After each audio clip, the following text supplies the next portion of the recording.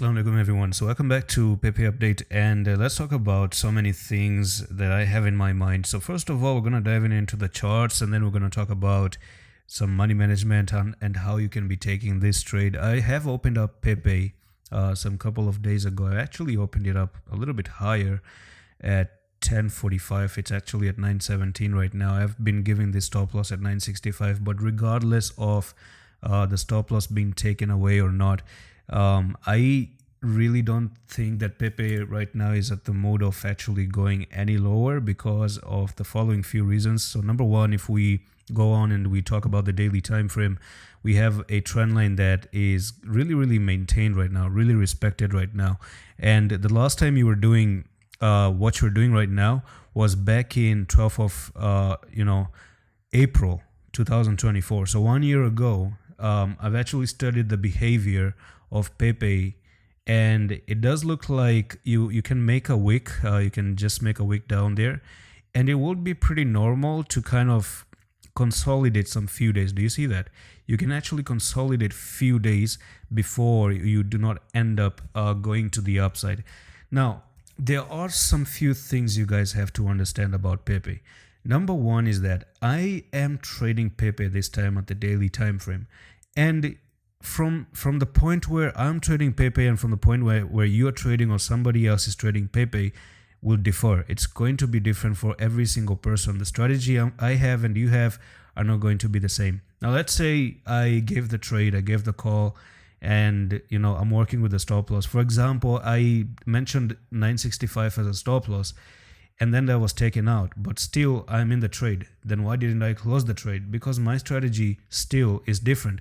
I am looking at Pepe on the daily time frame, and especially I'm looking at Pepe based on this trend line that it has for so many moon now, right? So you have your touch number one supported here, you had another touch supported, you had another touch support in there, almost a touch in here, and then you have this another touch that has come after a long time. So few touches, but it has been the best place to buy. So for me, when it comes down to asking the question of FUD, is there fear? Check. Is there uncertainty? Check. Is there any doubt in a lot of people? Check. Are people going to be opening up short position? I believe so, because everyone is scared right now. Even I'm kind of, uncertain, to be honest. I'm a little bit uncertain. But the thing is that I cannot just close a trade that is literally at the support. I cannot do that. That's the reason why the fluctuation that is happening in here is crazy in the smaller time frame. So let me tell you what I mean by that. You're looking at the daily time frame, and when you look at the daily time frame, it will be different when you go down to 15 minutes time frame, because 15 minutes time frame is going to change a lot. So I'm talking about 5 to 10 to maybe even 12% change within few hours. And that will still be normal because, again, on the daily, it doesn't look like anything. It's just a very small, tiny, unnoticeable movement. But when you come down on the 15 minutes time frame, it's a lot of noise. So I'm probably not trading that smaller time frame and accommodating a lot of noise at the moment, because the setup is different. The setup is on the daily. And then you also have the RSI that literally, again, is at the very best place you can ever buy based on history. This is for the third time or whatever that we actually came to the downside. Now, one more thing I've noticed is that on the 4-hour time frame, maybe we are having a divergence here, which is a good thing to see. So if I bring in the 4-hour time frame and if I show you this, so we have the move to the downside from this place, and we have a very flat movement on the RSI. What does this mean? This means it's a regular bullish divergence when the prices just went all the way to the downside and the RSI is pretty much flat or rising a little bit. We're creating a bullish signal here. So to me, it is a sign. It is still a sign. And I've actually even noticed that a lot of whales are jumping in onto Pepe. And right now, we're holding in by the thread. So far, every single check that I've told you can be cancelled within 1 minute. So Pepe is good in the present time, right? It is good as long as the present time.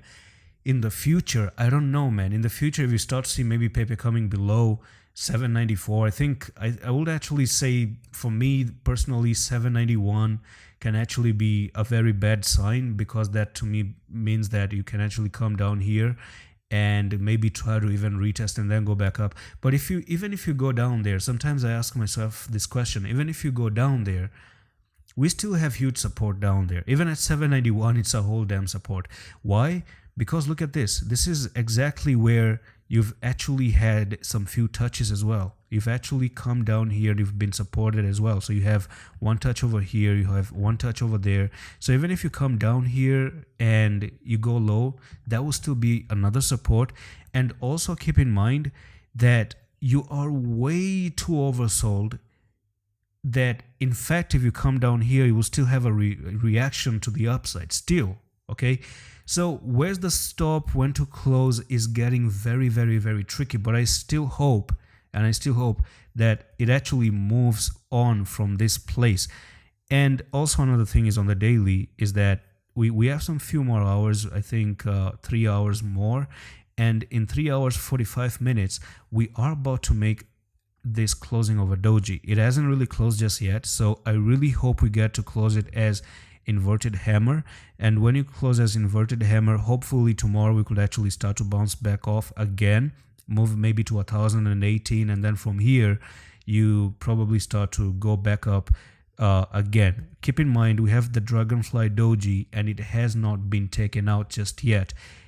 It will be invalidated actually when you go down to 791, because that's the lowest part of the Pepe dragonfly at the moment, which now leads me to money management. And as I said, it differs from person to person and how someone is going to invest.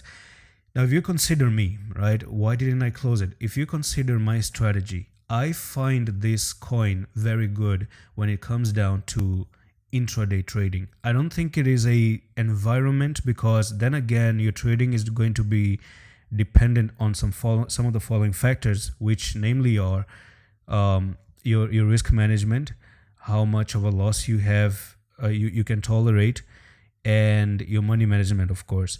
So for me, now let's say I have $500. Okay, picture this: Atom Coins has $500.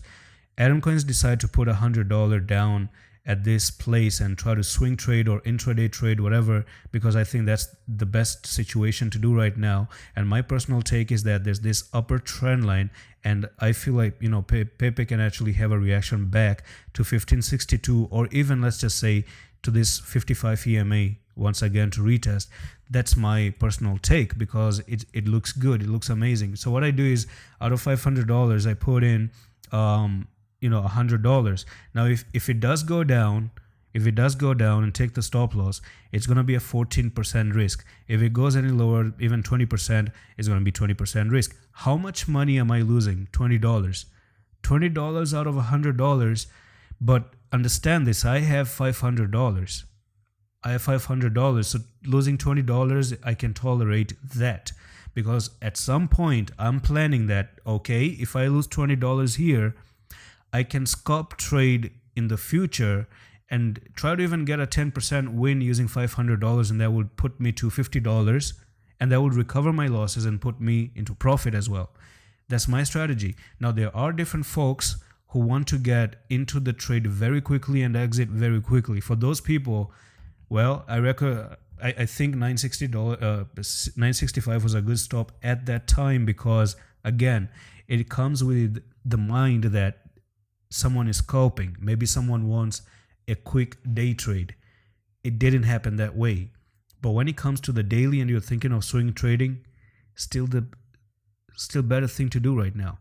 So I hope this really teaches you something or two regarding how to take the Pepe trade. And think about it, think about it. If you want to be a scalper, if you want to do anything, and by the way, I would even say, if you want to scalp, Pepe is very difficult to scalp, because if you go on the lower time frame, there's 2% change, 3% change. It's very normal for Pepe to pump 2 to 3%, 5%, 6%. But it's very extremely difficult to kind of catch this wave, this 2 2 to 3% wave, because the bigger the reward you're thinking of, for example, if you're going to win that 3% very quickly, you can lose that 3% very quickly as well, which makes it very difficult to trade Pepe. I would suggest that if you have big amount of money and you want to scalp, maybe think about Solana, maybe think about Binance Coin. Those are pretty good when you have big amount of money and you want to get a very small scalp in between. I think the candles over there are way too controlled, but Pepe, because it's a meme coin, it is way too volatile for you to use too much amount of money. So be careful on this one as well. And at the end of the day, I'm just going to say, do your risk management, do your money management. And I think from here, today's Saturday. And by the way, before we close the video, let's talk about one last thing, which is the weekly. And then the weekly is about to come to an end in 2 days, 4 hours. In the next 2 days, 4 hours, what you can do is you can make an amazing closing, maybe up to 1000 or 977. Even if you come up to 977 in 2 days, 4 hours, there will still be an amazing weekly closing. And then next week you can actually have that move to the upside of maybe 40% next week, coming up in the next 9 days. So in 9 days, I think this will be awesome, because again, 9 days, because we are looking at the daily time frame. So it's definitely going to take days, not months, not weeks. It's going to take some few days. And that's all for the video. I'm going to see you in the next one. Love is.